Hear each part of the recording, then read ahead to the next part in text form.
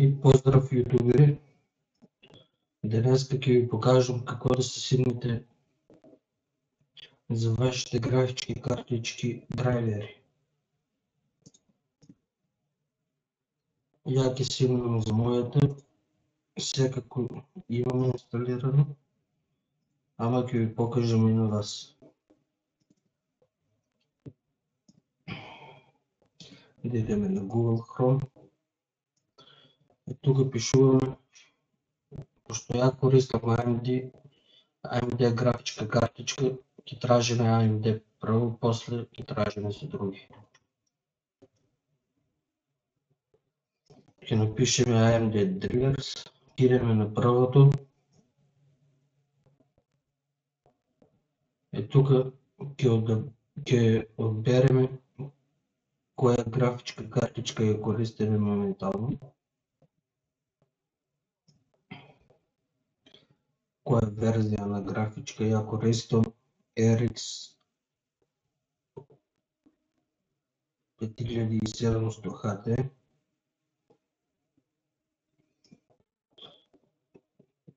Ова е за моята графичка, моментално што ја користам.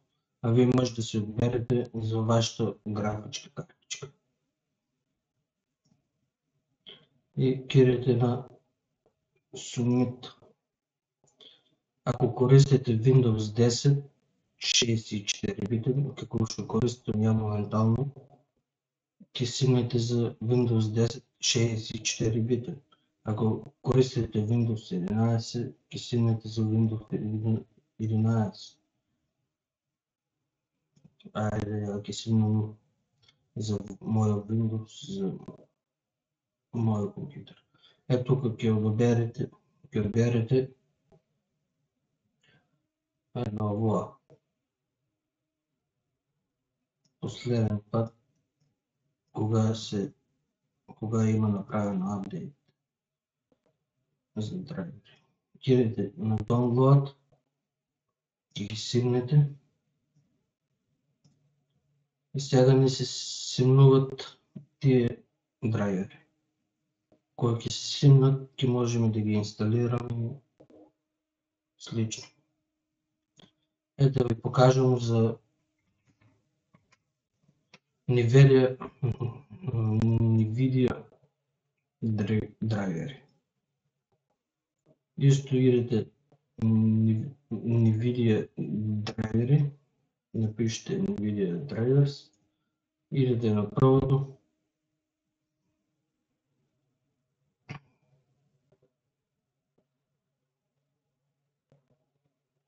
А тука тражите исто која верзија на графичка картичка, е пример ајде за GeForce. И тука тражиме која серија, пример.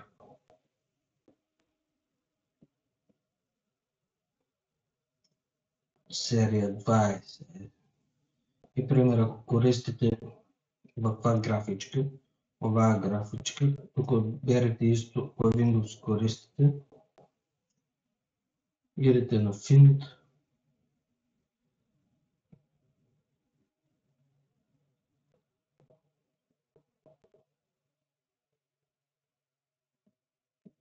И тука идеме на притиснеме на тоа.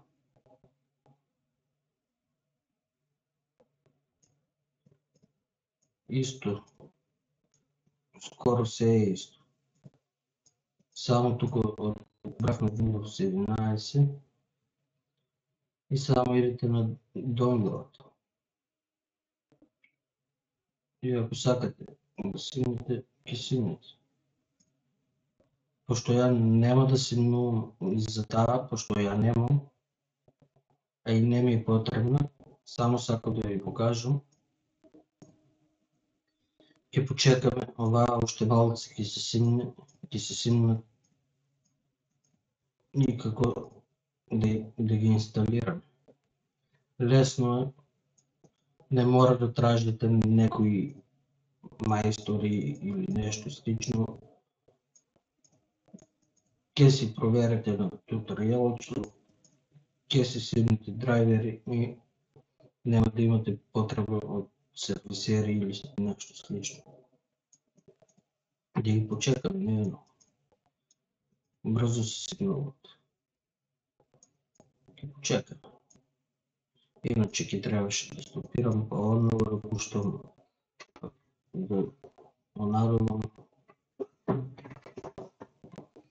Ама бързо се сигнава.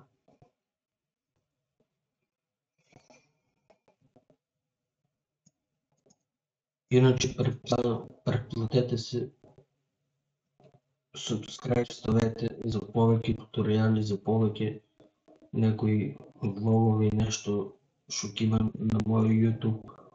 Сега почнах скоро. Отгледайте туториали. Има някои интересни работи. Ки става. Ако сакате да ме поддръжите, доколко сакате да ме поддръжите,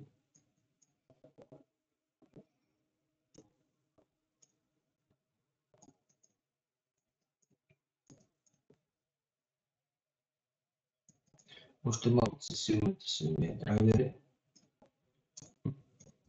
Я ги имам инсталирано, ама отново ги пущам инсталация баш да ви покажам какво да ги инсталирате.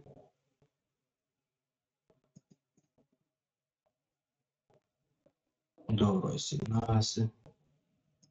Цели са сигнати. И теги тия драйвери. Сега идете на NIF.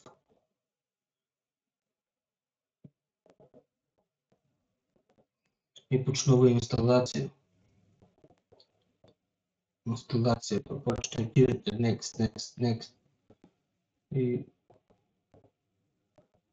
ки се инсталира, ки ви покажам сега.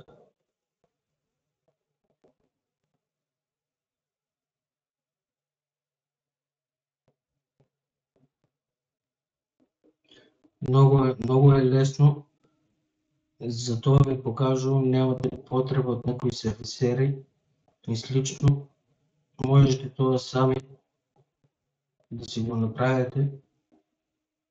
Исто ќе направим някой туториал, че за какво да оверклокувате вашите графички картички, доколко сакате да направите оверклок с лично. Някои други туториали. И сега тук почна инсталацията.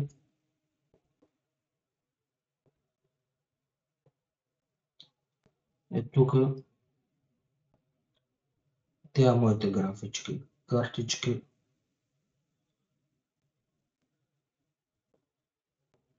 Тук дека ќе се инсталира, тоа не го пачкайте, тук нищо не убирайте.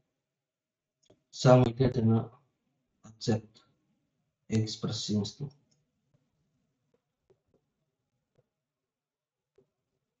И тук се сими, сега ќе почекаме додека се симнат.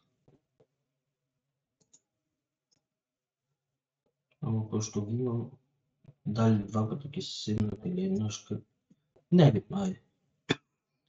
Ако нещо ме заебава, ќе ги отново ќе ги наравам. Само да ви покажа. И тук почекате. Мора да се почека да се инсталират.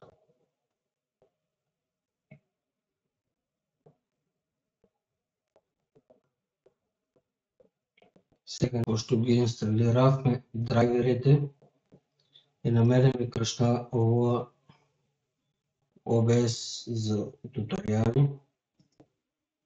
Дали беше ова? Не е това.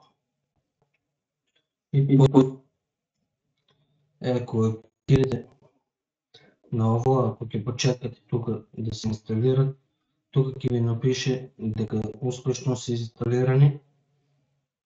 И тук ќе ви покаже само да изключите, да идете на close. обично изключваме. И сега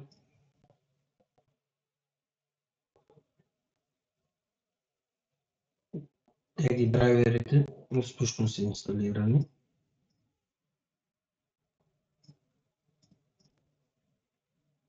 Pošto ja koristim dobre termalne parovi i dobra termalna pasta, dori ni fanovite ne mi работят на графичката картичка. То е добро. Значи, иначе користам дефолт. Тук може да ги меняваме.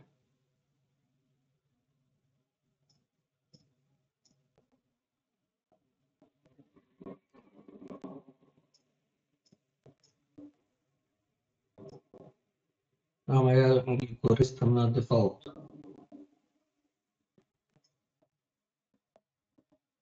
Дефолт ми е някакво най-добро.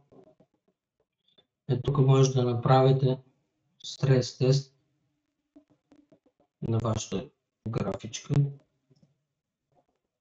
Например, я ги направим на моите. Тук ви покажа overclockoви, температура, фановите. Друго ще ви покажа. Е преколва, може да си ги гледате исто и преколва. Тук покажа една минута стрес тесто.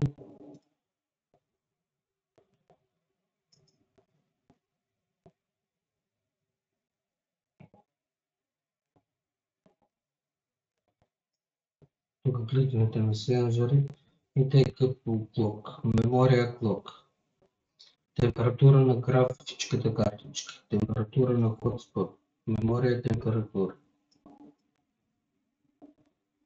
Фановете на колко работят. Фан спидовете, кулерите на колко са ставени. Може ли да ги ставим на дупло повече, що значи можем да намалим температурата на много по-малко. Ама това ќе ви го покажам у наредно туториалче, кое ќе направиме overclock на нашите графички или на нашите графички. Ќе ви покажам како да се прави overclock, како се overclockува и преплатете се на мојот YouTube канал. Нов сум на YouTube. Покажувам разни интересни туториали. Ќе има интересни влогови, ќе има интересни работи. Како ще ви кажа, преплатете се. Погледнете, разгледайте, що ви интересира, що не ви интересира, ако сакате да ми дадете поддръжка. И това е това. Поздрав и чао!